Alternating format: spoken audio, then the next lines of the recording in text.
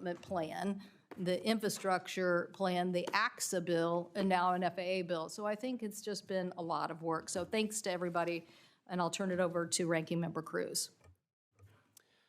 Thank you, Madam Chair. Well, it's been a long road with some delays and a little bit of turbulence, but I'm glad we've reached a compromise and are marking up this bipartisan bill. In recognition that it's taken quite a while to get here, I will keep my comments brief so we can move this bill out of committee.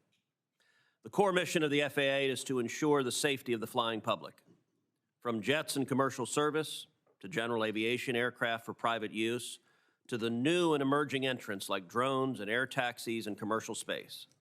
The FAA's mission is as expansive as it is critical. Since we began working on this bill early last year, the challenges facing the aviation industry and the traveling public have been acutely clear.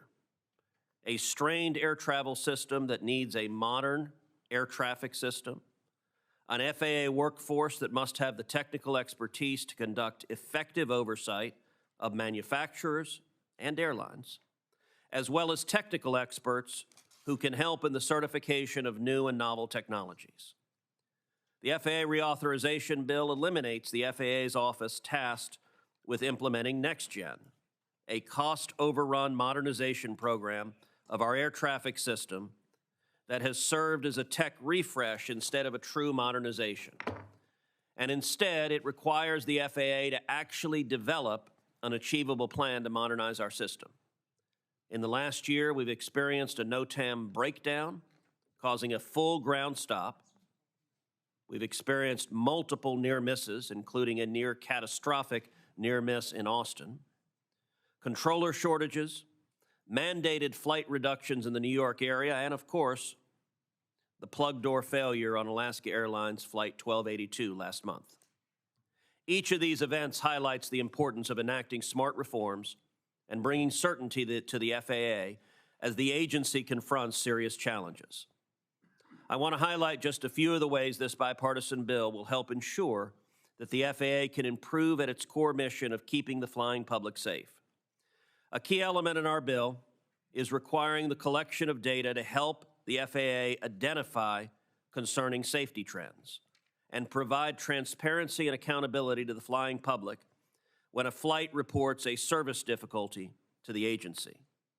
While it's easy to throw more staff at safety concerns, it won't help safety if the FAA isn't making sure it's hiring the staff with the technical expertise needed by the agency. This bill also includes valuable bipartisan contributions from many members of this committee on both sides of the dais, ranging from addressing the air traffic controller and aviation technician shortages to expanding the length of the recording time for cockpit voice recorders to 25 hours. We saw how vital it is to extend the cockpit voice recorder length when the recording in the Alaska Airlines accident was overridden, which is shocking and indefensible, and this bill will fix that. The provisions around advanced air mobility and drones can help revolutionize supply chain logistics and transportation. By safely bringing these promising technologies online, we could improve productivity growth and spur economic activity.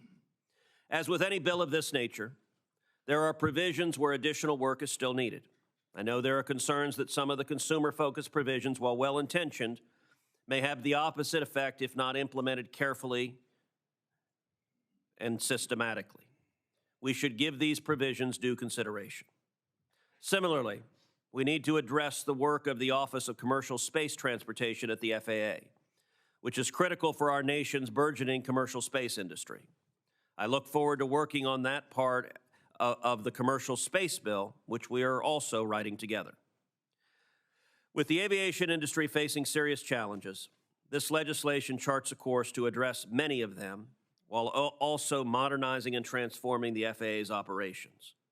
I want to thank my Republican and my Democrat colleagues alike for their hard work on this bill. And I want to, in particular, thank the staff, including Lila Helms and Melissa Porter on the chair's staff, who worked very, very hard on this bill, and also Simone Perez and Andrew Miller and Brad Grants on my team, who worked tirelessly as well. And I want to thank our committee clerks, Jeff Johnson and Stephanie Gamache, who graciously bore with us throughout this process. Today's action moves us much closer to a final FAA reauthorization that makes the nation aviation system safer and more reliable. As we continue to move the bill forward, we are committed to honoring the longstanding tradition that this vital legislation receives broad bipartisan support, and I look forward to continuing to work with my colleagues in that effort. I'd like to now call on Senator Duckworth and Senator Moran, the ranking member and chairs of the subcommittee.